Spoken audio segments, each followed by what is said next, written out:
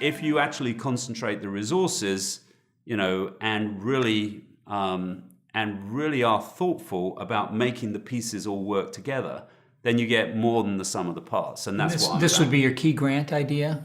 Yeah, I think so. I mean, well, we've fundamentally got two that we've worked through over the last 8 years. One of which is clustering local organizations, and then you've created more scale, and then you start thinking, oh well, I need more money now.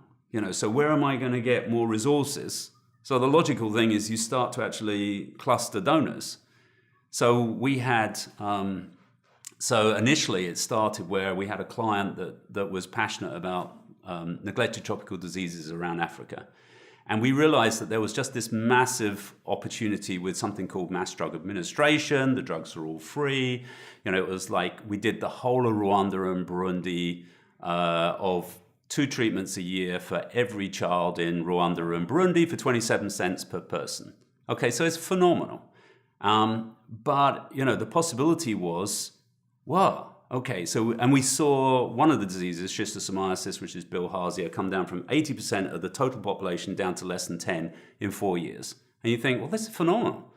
So the question to me is, okay, so how do we do that for the whole of Africa? And the answer is, it's not one client, it's not one donor. We have to create a community of donors coming together. So, if you like, there's a dumbbell, with us doing some facilitation, and there's all this clustered implementation capacity. And on the other hand, there's all these donors coming together that have, in the face of neglected tropical diseases, in that context, we've now got like 16 different donors that have come together, put $70 million into it, and worked across 18 countries and touched the lives of some 50 million people. Wow. And then we start to do that with anti-trafficking, and then we've worked for the Gates Foundation, do it on global health and polio eradication and things like that. And, it's just, so coming back to doing good, great, for me, it's about really being smart. We got really scarce resources that are tiny compared to the problem.